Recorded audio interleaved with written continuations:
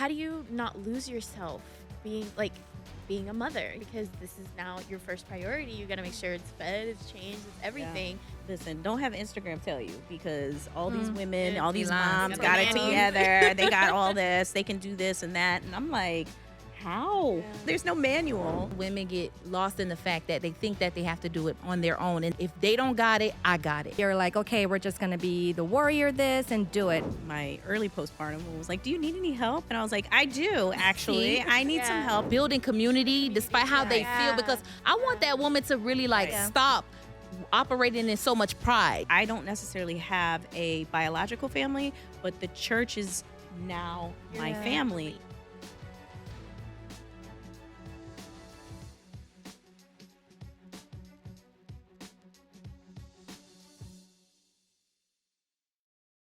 I know. It was just getting good.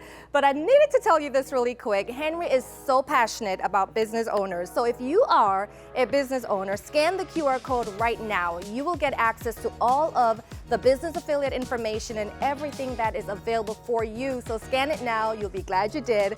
Let's get back into the episode. And another season of life is motherhood, which actually brings us into our next topic, which is motherhood changed me. Now, Charlotte, you are a mother. So what are some things about motherhood that no one prepares you for? Sleep. You get no more sleep. Okay. Bless your heart. Nobody prepared me for that. But also, there's no manual, Like, I know people say it, but like when you get there and you're like, what do I do? Like, there's this tiny little baby who they're like, you get to go home with it. And I'm like, you want me to take this baby home? Yeah. What do I do? You know? So there's a lot of things. I think, also there's a lot of, listen, don't have Instagram tell you, because all these women, all these moms got it together. They got all this. They can do this and that. And I'm like, how? Yeah. When? How are you doing this? And you look all great on camera. No, that's They got not assistants. That is not reality.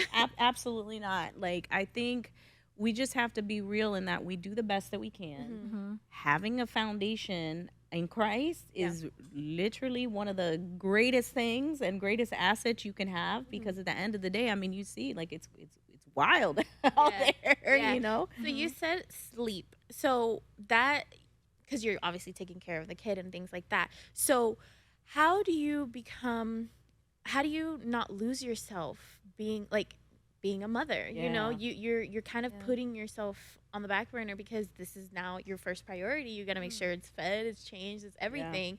But you also want to be sure that, you're still taking care of yourself. I hear sometimes where moms are like, I haven't showered in like 3 days. I haven't that. Where it's like, how do you take care of yourself? Yeah, you have to be intentional.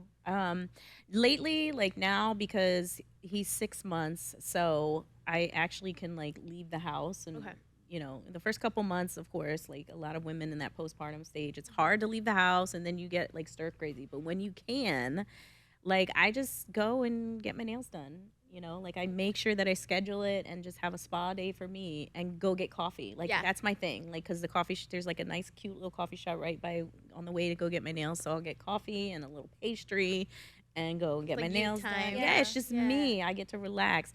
Other times I'll just meet a friend for lunch or coffee or something, or go to the beach or something. Just like find the balance. Right. And then even with family, be intentional with the family where we can go out of the house. My husband and I having date night, like we did that before kids came, and we want to continue to have, it may not be as frequent, but we can schedule the time to have date night. And, thank God we have a village, because of the church, we have a village where like people are willing to, and we trust them to take care of the kids so that we can get away. But I think you have to be intentional about it. And it can be done, whether you have a big budget or a small budget. You just have to be intentional, or get on that chat GPT and let chat GPT give you some ideas. I want to ask you this, because I hear a lot of moms talk about mom guilt, right? And everything that you're mentioning, I'm like, good, I'm glad that you're doing that. But was it hard to get to that point? And did you have mom guilt? For me, no. Okay. Because I knew that they were home with their dad. I'm a stay-at-home mom, essentially, so I'm not working a 9 to 5 and have to, put my kids in the care of someone else for like 40 hours a week. Okay. That's just something I know that some people you have to do that, but that was something where I was like, you know what, we're just going to sacrifice and make that work, because I just I probably would have mom guilt if I did that. But as far as like being able to leave the house, absolutely. Okay. Goodbye, they're yours. I was Daddy. I was trying to look up on my phone, you know, the Proverbs 31 scripture. And I'm reading through Proverbs 31 and I'm seeing how this woman had assistants. She had people that she can delegate tasks to and things of that nature. So I think I'm not a mother, but as I prepare for motherhood, I know that I must prepare to delegate well so that I don't lose myself, because I'm in a situation where there's a possibility that I will become a mother. I'm looking forward to it. But I think that a lot of women get lost in the fact that they think that they have to do it on their own. And that's something foundationally that I think a lot of women struggle with. Yeah. Whether it's about children, work, whatever, we just feel like if they don't got it, I got it. It's this pride that we have as women sometimes.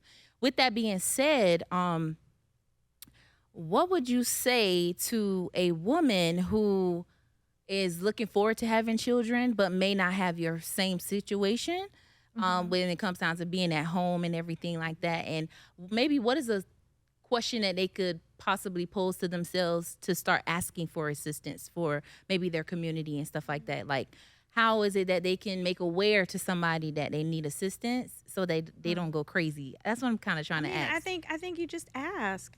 But you know what? And sometimes it's hard for women to ask. Yeah. It's really hard. So maybe what about to that husband that may be watching or listening behind the scenes of their wife listen to this podcast? Like, what can that man maybe discern in his wife that maybe he can reach out to someone for help, or ask her, how is it that I can help, or who is it that I can reach out? You kind of get what I'm saying? I'll give you two examples. Examples. One, Carlene actually reached out to me in the midst of like my early postpartum and was like, do you need any help? And I was like, I do, actually. I need some help. I need somebody to come with me to these doctor's appointments because it's me on my own. My husband is at work and I don't know how I'm going to do this with 2 children, basically under 2. And Carlene was like, I'll get back to you. Let me see. So I'm thinking they're going to come to me and all that.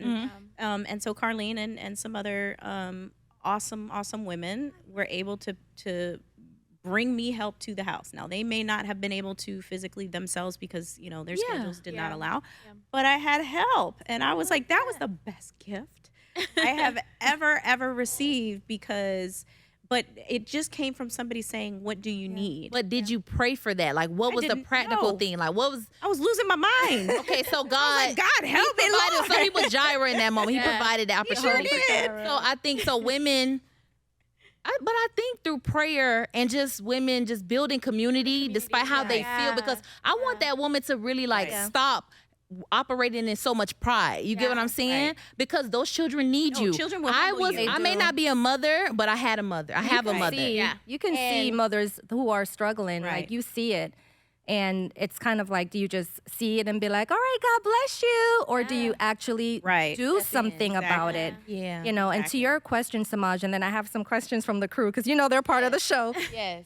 I think for us, a lot of us, it's hard to ask for things, you know. Yeah. We are like, okay, we're just going to be the warrior this and do it. But maybe just the person you trust the most, right? That you can reach out to, like, hey, I may need a little bit of help with this. Do you know anybody? You're not saying, can you help me? But they may be like, oh, well, I could do that. Or, I know someone, right? I love that. Yeah. You know, let me just add, the other example I wanted to share too was that in the midst of postpartum, and it's always different for different women. This particular one, it happened to be my 3rd. It just hit me like crazy. It was rough, and it happens to the point where like I was feeling like I was losing my mind. Wow. And you asked about like, what can your husband do? What did my husband do? He got right on that phone and started texting, you know, our pastors, and I was able to get support in that way.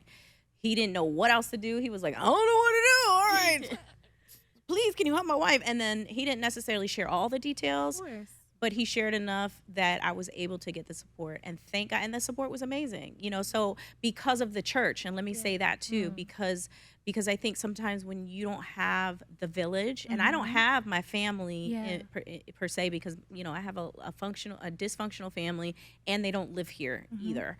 So I don't necessarily have a biological family, but the church is now my family. So that is like one of the key things. And even agencies like in the community recognize how important and how vital just being connected to the church Wow. is. Yeah. The Thank church you, is ladies, for that. I just want to add that. Sorry. Yeah, no, the church is a strong foundation for us. And you just mentioned about your husband reaching out, and getting you the help that you need. So that brought me to a crew question. Should your children come before your spouse? No, absolutely not. And I think a lot of marriages will fall apart because the women put the men, and like you were saying, husbands have needs. Yep. Men have needs. And the same thing, men have to also show the children, like, that's my wife. Yes. You don't disrespect her. This is how you treat, like, if you have a son, they're looking to see how is the husband treating his wife, because the son is going to perpetuate whatever he sees. Same thing with the daughter. What should I be looking for in a man or in a husband? Because that's the way my father treated my mother, right? I've seen what doesn't happen and what doesn't work. So now I have to learn what does work, and how do I learn it through the word. But you cannot, absolutely not, put the children before your spouse. Do you take care of the children? Absolutely. Are they important? They are, but your spouse comes first. Yeah. You hear that, crew? All right. I was like, I've heard somebody say, like, your parents come and go when you're a kid. Your siblings come and go. You're married. He's not going nowhere. Your kids come and go. He's the only one that's going to stay there. Right. So it's kind of like I mean, again, just speaking from hearing like married women, it's always you got to put your husband first, because with like that's a partnership. That's what you got married to. It's you two. Now you're one. But it's equal too, and that doesn't mean like abuse and unequal power too. Because I want to be clear about that, right? Because sometimes depending on the dynamic in the relationship, there's balance to that. So I want to be very, very clear on like, we don't just overly do it here and there. There's balance to it. I have one more question for you, and then Samaj, I have a question for you. So this again is from our crew. They are on fire today. So, motherhood is hard, and some women are one and done. Like, that's it. Do you think that mom is being selfish because she doesn't want to repeat the hard work of having to raise children and go back through that whole phase? I don't think so. I think because how often do you have like children, or do you see certain circumstances where families have way too many children and not enough money to take care of those children, right? And then that can build bitterness and resentment. That's where abuse actually comes from, because it's, a lot of times it's poverty. I used to work in, with children who are in foster care and dependency is what it's called. And so a lot of the abuse would happen over the summertime. Why? Because the kids are home with the parents and, there's a lot of stress and whatever. And then that's how kids would end up coming into the system. Yeah. So we have to be mindful of those things. And that if you feel like you can't handle it, I think it's two-sided too. If you feel like you can't handle it, then that's your decision to make, because why would you be putting yourself in a situation where you don't feel like it? But you also have to be on the same page as your spouse. Right. Right. And then also it might be increasing your faith. Maybe, because God said be fruitful and multiply. So I put it right back on him. You said be fruitful and multiply. In order for me to be more fruitful and more multiplying, you gotta multiply. I need resources. More back to children ain't cheap. Right, come on. Wow. Since we're on motherhood still, before your next question, Allison, Samaj. I'm scared, y'all. Let me look away. You said anything. Let me hold your hand. Let me hold your hand. Sister, when you say this, please. Hold your hand before I ask you this question. Go ahead, sister. But as we're talking about motherhood, I just, wanted to know kind of where you are on that journey. Is that something that you're looking to walk into soon? Kind of enlighten us a little bit on that. Is that something that... If you feel comfortable. Yeah. No pressure. And that's thank you for that question. Let's be a little studious here to calm down the nerve. But when it comes to motherhood, when I first met my husband, he wanted 10 children. Oh. But sister, I wasn't finna, stop getting that ring. I was like, yeah, okay. But I didn't want children simply because of just the traumatic things that I had seen, experienced, and I didn't think that God would ever equip me to be able to raise a child. Yeah. So I didn't want children, and got along in the marriage, and the Lord prophetically told me that he was going to heal me from some things spiritually before I ever have an experience naturally. So once I gave my life to the Lord and started that journey, I started to desire having children a bit more as time progressed. Wow. And I would say within the next year or so, I think I will be 100% ready to walk into motherhood, because I know that when God prophesies a word, Yes. it comes to pass. And so I want to even touch on something that I want to talk to some people and just women that may be asking people who get married, when are you having the babies? That is that so question. Stop asking crushing. it. Right. Because Please you're don't. asking me a question that God is in control of, first Right, of all. Yeah. And second of all, you don't know where I am emotionally when you ask that question. And so I think that women's emotional wellness is something that should be sacred. And Yeah. it's coming. Thank you. But either way, whether that's through adoption or physical birth, I will be I love open that. within the next year or so. So thank you Awesome. for that question. So, not everyone is in a season of marriage and motherhood. And this brings us to our next topic, which is singleness. Singleness isn't a punishment. So, some of you guys know, I was in a relationship for about 5-6 years, and when you're 27, that's a long time. I know it's not, but it is. And I've been single for about a year and a half now, and I'm enjoying it. I'm loving it. It's so much fun. I'm learning a lot of new things about myself. But there are those moments where I'm like, I'm so sad and lonely. I just want to hug somebody, like all those moments. You want to hug somebody, huh? Where's that pillow? Where's that pillow? Yes. Here you go. And then there's those moments where, I do date and I get to know people, and it just doesn't work out. And I'm like, what's wrong with me? There's nobody good, those moments. So what's like one thing that you guys wish you knew or you learned in your singleness, like when you guys were single before you were married? What's one thing you learned or you wish you knew? I would say singleness is not, because a lot of people look at like, now I'm single, I'm waiting to get married. Yep. It is not a waiting room, right? I think singleness is such a blessed position. Like now I'm single and haven't been with someone for 20 years, you know, from dating to marriage, and then now becoming single. So I'm in that bracket of married then single. Yeah. Right? And for those of you out there who are in that scenario, it's a rude awakening, because you go through so many different emotions, kind of like accepting first that you're actually even single. Yeah. Like that was a thing. When someone would say I'm single, I'm like, oh, okay. Like, it was just hard to, even though I know things were done, but in my mind, just to say it out of my mouth, I'm single. Yeah. I'm single, it was just weird. But I think knowing that it's not a waiting room, like you are in a position where you're able to do so much besides discovering yourself again, which is a joy in itself. Like I love myself and everything that God is doing in my life. And ladies, there's so much that you can glean from the season, right? Yep. If you're a career-minded woman where you're focusing on your career, like I'm doing, your family, there's just so much. So it's a time just to really lean into what God is doing and not feel like you're in a waiting position. And I got to say this too, the church, shout out to the church, because they have done a much better job at not making singles feel like you're wearing the scarlet letter. Yeah. That's good. Yeah. Because for years, in some churches, it's kind of like if you're single, just imagine that you are in a class by yourself and it's like, oh, woe is me. When now it's more of a vibrancy around it. It's like, fulfill your purpose. God has a plan. You're chosen. So it's a different spin on it. Yeah. And I think the church will continue on that path because they're doing a much better job with that. Yeah. I want to say something. Girl. I feel like I was having a conversation with God one day, and He said, if people don't master their singlehood after their childhood, before marriage, they're gonna experience it after the divorce. So at some point in your life, you have to master singlehood. There's a specific scripture that talks about what you should be committed to while you're single. So you're already practicing commitment. And so when you're a single individual and you're not committed to anything, that's a red flag that you're not ready for marriage.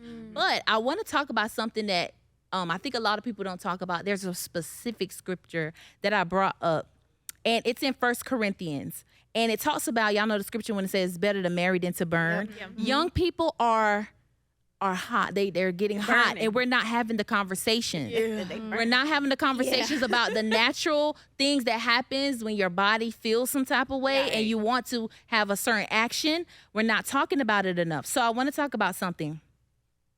It's in First Corinthians 7:9, and it says, "But if they cannot exercise self-control, they should marry. For if it's better to marry than to burn with passion." That's First Corinthians 7:9. So this is Paul talking, and he's saying in this chapter that singleness is a gift, and that marriage is also a gift, and we keep fighting which is better, and there's neither one that's better because we're both committed to something. This is what he was not saying, though. Okay, he was not saying get married because you are excited. Okay, he did not say marriage is going to solve your sexual struggles. That's right. He did not say that the purpose of marriage is sex, and that's what a lot of people think. That marriage means sex. No, marriage is partnership. It's covenant. It's God's example of our foundational commitment to him. And I think once we get that in our heads, we will be able to enjoy singlehood like you, Allison, and singlehood after divorce like Carlene, and not have to wrestle or debate in conversations. Because we're so at peace at where we are in our own life that I'm not going to allow you to project your struggles and your hardship on me because you desire something that I'm at peace about. And I would say, like, right now, I say, like, I'm dating God and myself. That's honestly what it is. It's like I'm dating myself. I'm taking myself out on dates by myself. I'm doing all those things. Like, just the things that I would normally, like, enjoy with my partner and things like that. I'm like, let me do it by myself. Like, why not? You know? And also, like, having those conversations when I'm feeling anxious or when I'm feeling sad, like, talk to God, like, I'm dating him, like, God, let me tell you what happened today, you know, things like that, where it's like I'm dating myself and God, like, and it's great because he's showing me things about myself, and then he's also kind of showing me what I am gonna have with when he gives me the person that is for me. He's like already showing me like what my marriage is gonna be like, and I love that. And that's awesome. The intimacy. But that's the key too, because then you're gonna be able to recognize who he is when he comes, right? Which I think is some of the issues that I've seen in some, and not everybody, in a lot of single people, because they're like, "Are you it? Are you it?" They're confused. You know? And I've, like I said, I've been there. It's been a long time, but I have been there, and I've been there in the confusion state. I had a very short window of time, to praise the Lord, you know, of being a Christian and being single, and I enjoyed it. I embraced it, and I was able to recognize who was who. Right? Because there were a lot of people there were a lot of dudes who would come and be like, "The Lord told me you were my wife." I was like, "He didn't tell me." Gosh, please. Lord.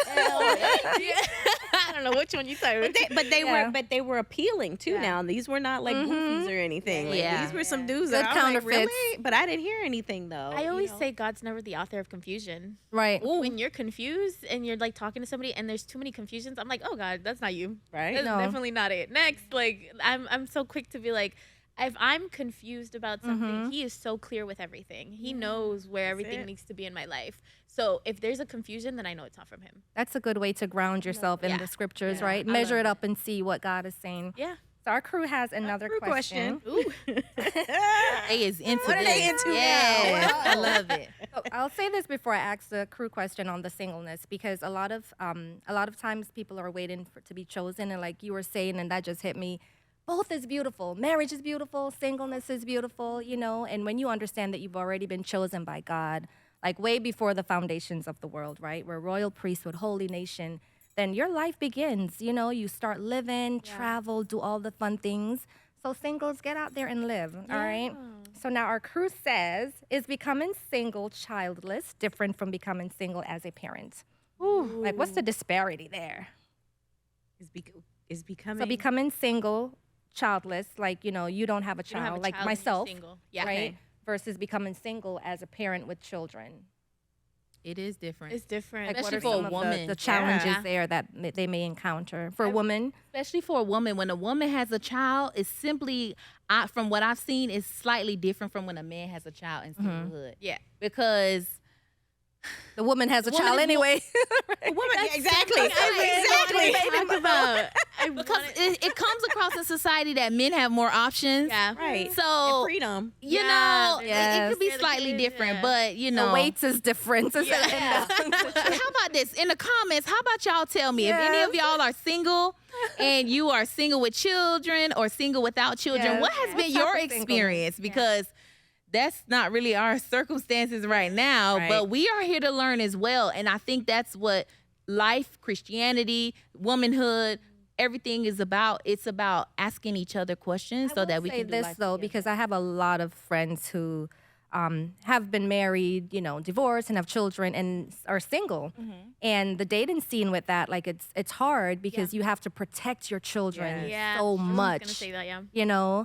I'm talking about like they have action plans like, okay, he will not meet my child, Yeah. until we're at certain stages. It's not going to be you're seeing John 3 months and then you're seeing Robert, the 3 months, because now what example are you setting for your child? What trauma are you now starting to build up, and then every man is treating the child differently.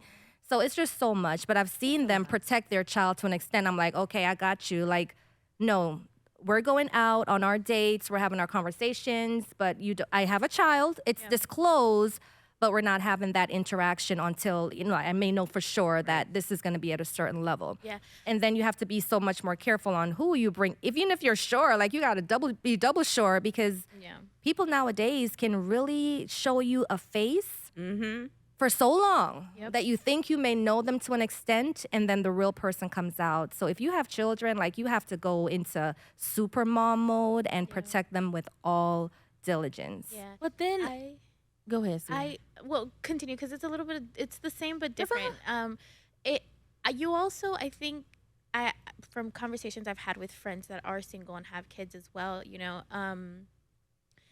you also need to make sure that you're ready, and not saying that you have to like talk to your partner, but you have to make sure that, not to your partner, to the child of the father, or the parent of the child, the other person, Baby daddy. The baby daddy or the baby mama, The child's mother. I was trying to you also have to like make sure that you guys communicate as well, and also you're healed from that. Because if there's going to be another person, that's a third partner or parent to the child. If you're thinking, if you're going to be moving with this person, this is going to be your next husband, this is going to be taking care of your child. And you need to make sure that that conversation and communication's right. And also you don't want like no baby mama drama or anything. Right. Yeah. So it's kind of like you got to make sure those conversations are being had and that you're ready. Not just, oh, I'm single because I need my child to have a father. No, you're single, and you're ready to date and to be married again, to have a partner, not just because you don't want to be a single mom or a single dad. And it's like, that's true. Those conversations do need to have. It kind of goes into what I was going to ask of having those conversations with your children, preparing them for that, what you're about to walk into. Because if you go into the covenantal marriage, there still has to be what's this vertical or what's this horizontal? There's a vertical alignment that you have to live by. Yeah. And you have to prepare the child, set the foundation that you were my priority first. Right. But now that I'm signing covenant, it's going to be this, and that. So how do you uproot that child from their comfort?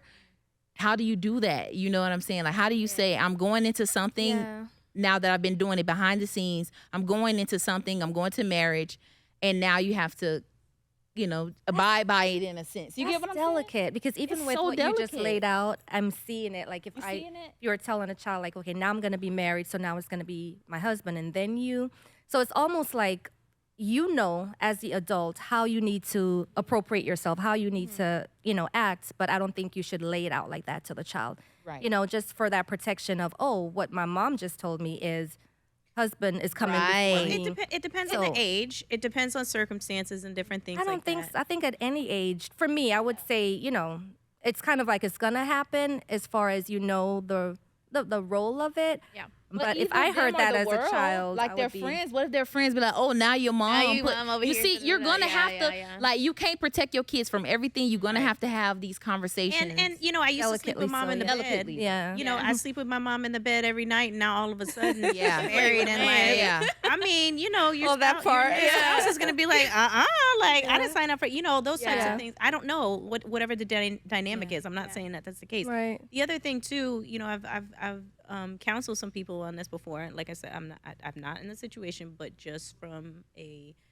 outside perspective, you know, maybe you were in a situation and it didn't work out, you know, and that's the example now that the child has, you know, but you have an opportunity to then show them, okay, this is how it should be done now, right? Giving them an opportunity so that you're not perpetuating generational curses, essentially, or repetition, right? How do you break that cycle and say, okay, mommy or daddy made some mistakes, but we're gonna pray and we're gonna, and this is what's happening, and you know, that type of scenario where you're thoughtful and mindful of the next decisions that you make from there. I don't know what the answers are. I'm not saying I know what the answers are, but I'm just saying to be mindful of like maybe taking that approach as well. Yeah, And because even it goes therapy. into trust. Yeah, trust therapy. Like some families, before they do get married, they all kind of have that therapy session together. It doesn't have to be a long thing, but just kind of like an open discussion with a third party,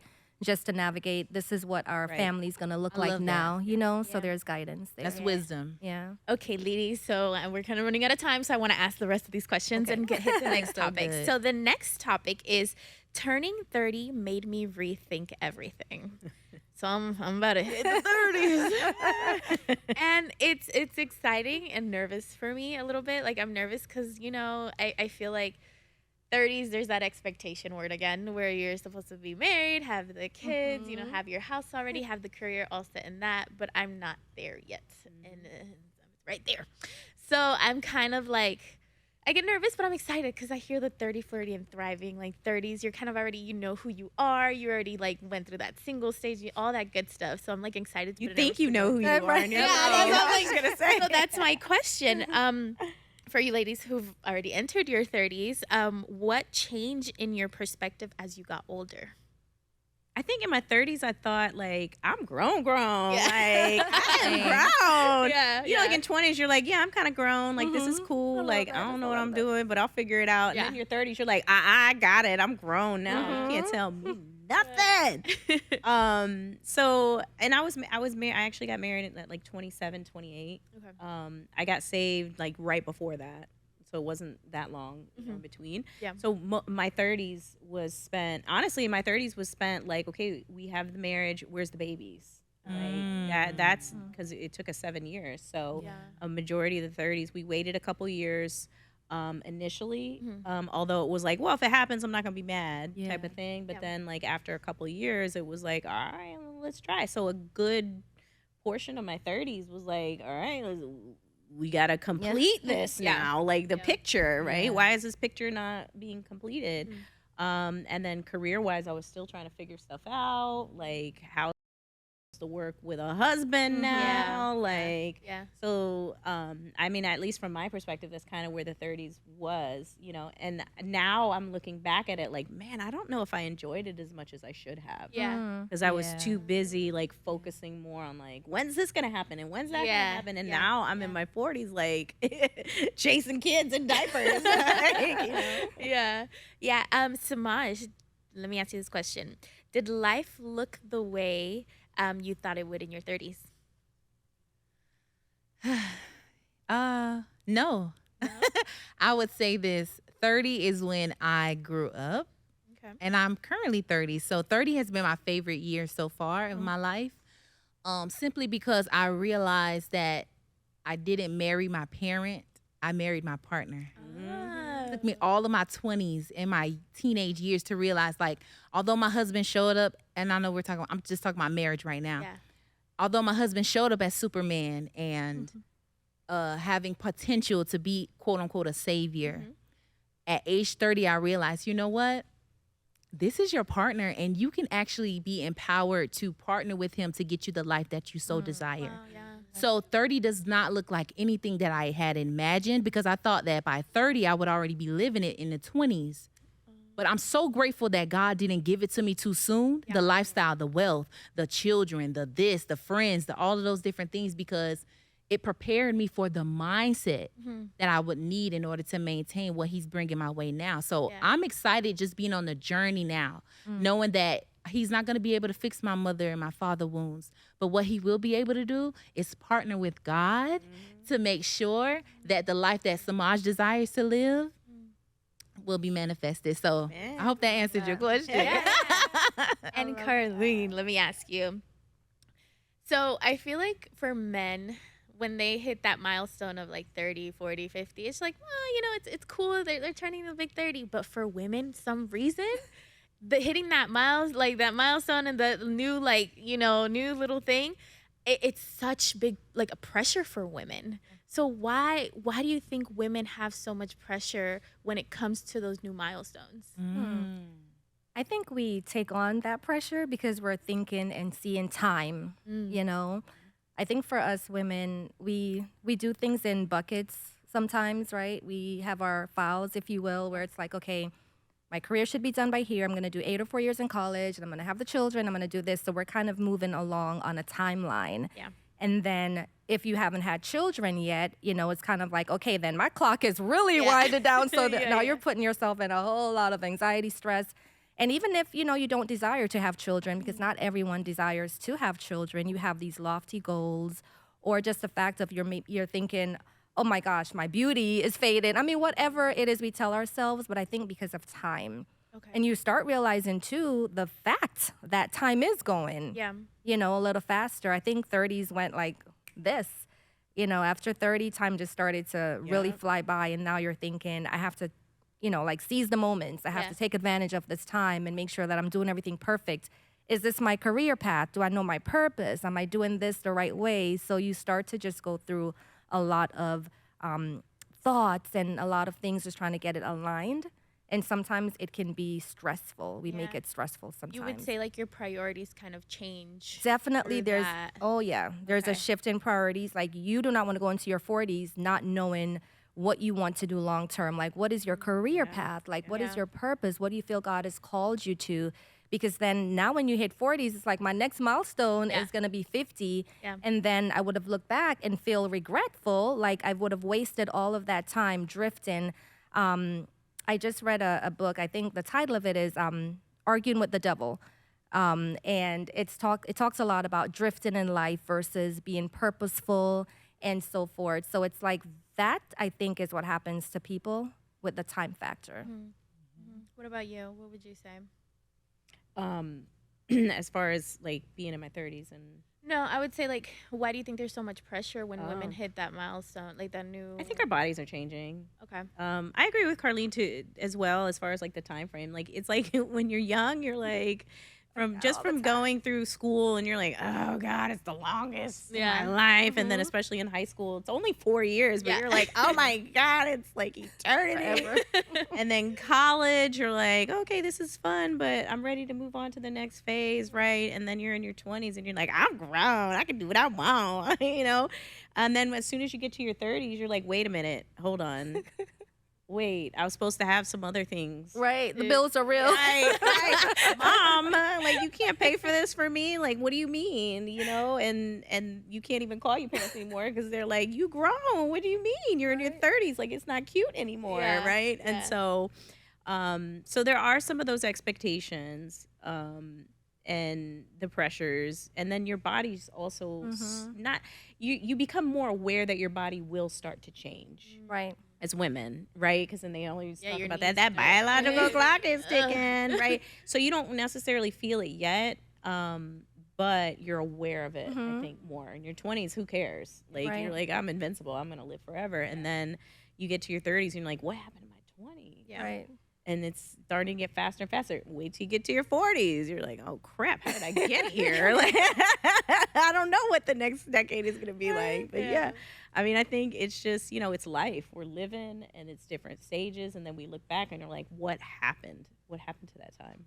Is it just me really quick? Like, when we were younger and we've heard of people, like, in their 40s or 50s or 60s, you was felt like they were old. so old, right? old, yeah. It's like, oh my God, sister so and so. Did they look at me like that? Yeah, teachers felt like they were old, and now we're in our 40s or 30s, and it's like, are they looking at us like the same way? Are they- Yes, they are. Start from age 20. If you're 20 years old, they say, hey, grandpa.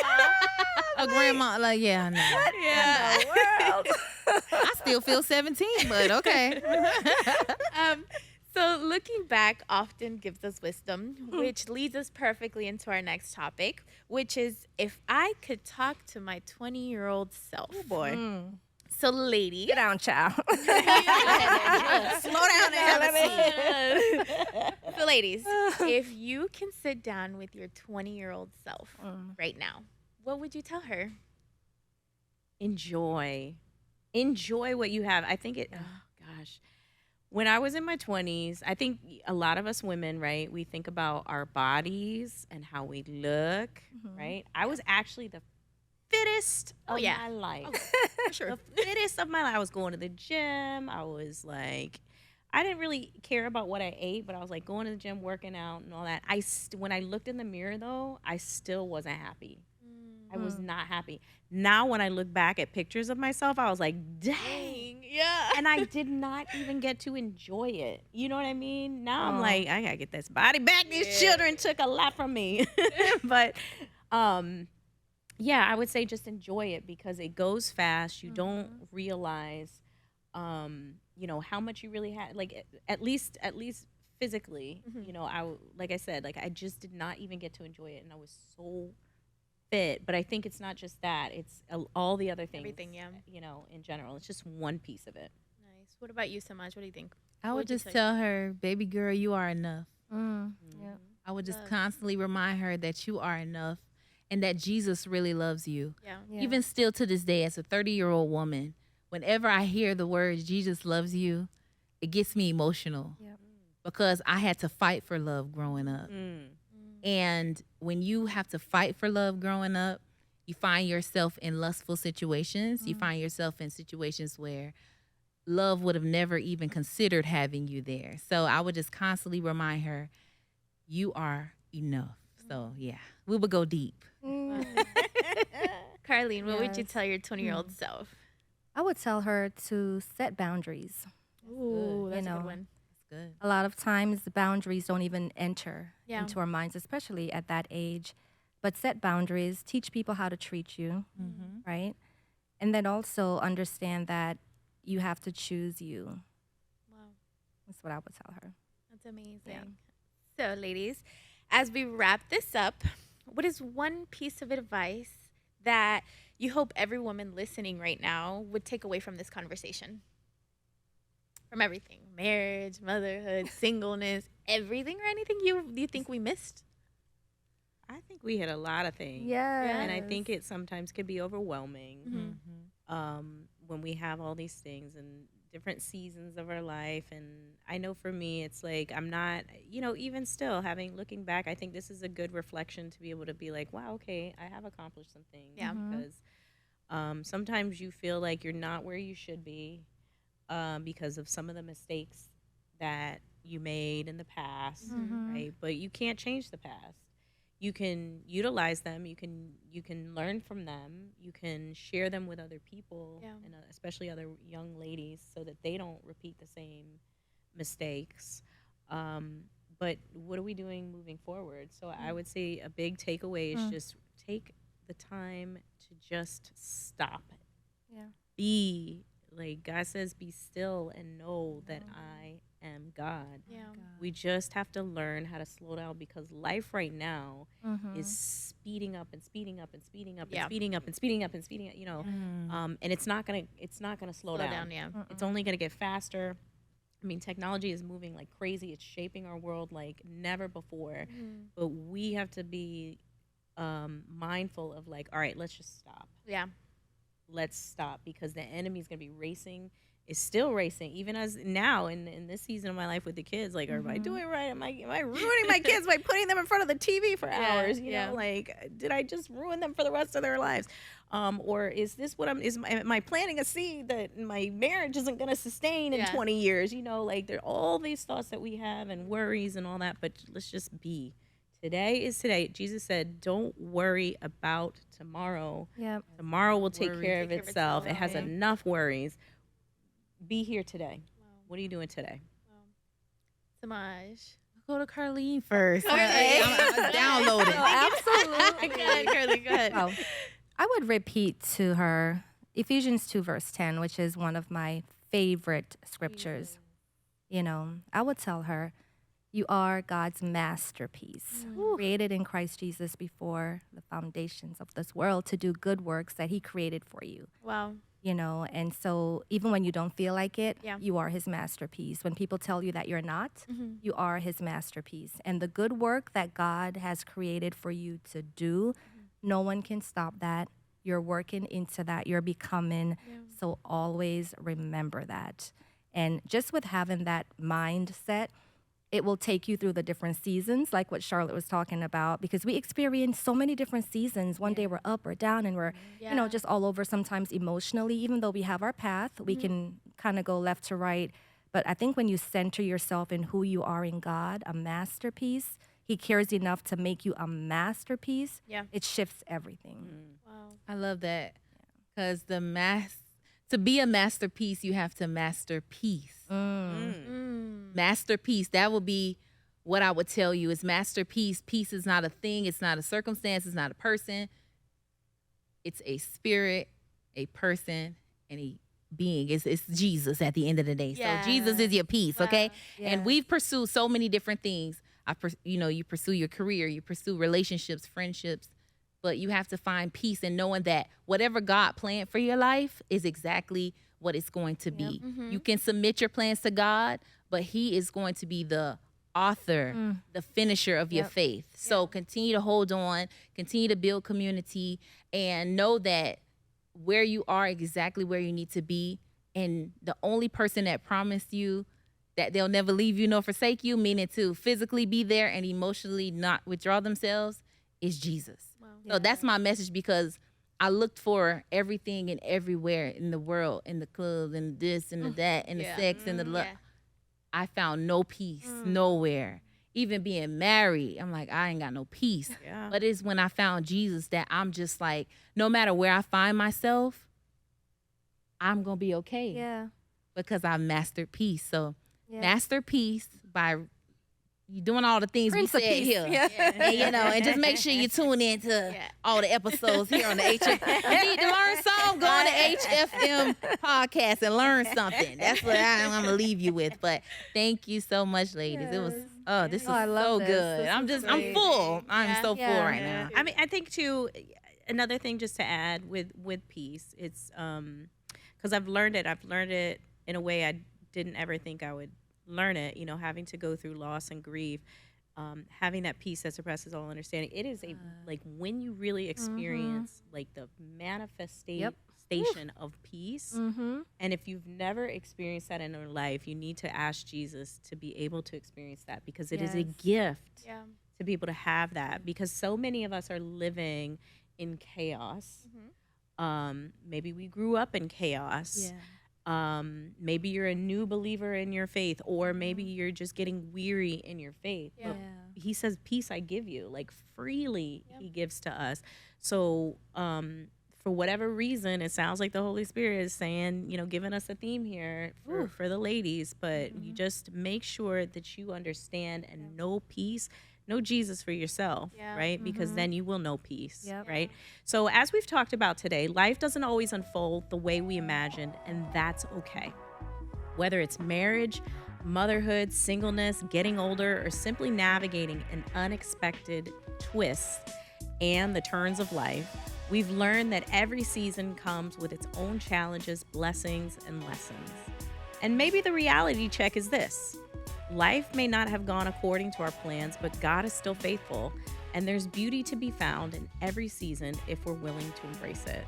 So until next time, I'm Charlotte DeBone, and this is the Henry Fernandez podcast. We're so glad that you tuned in with us. See you soon. Bye, guys. Bye, everyone.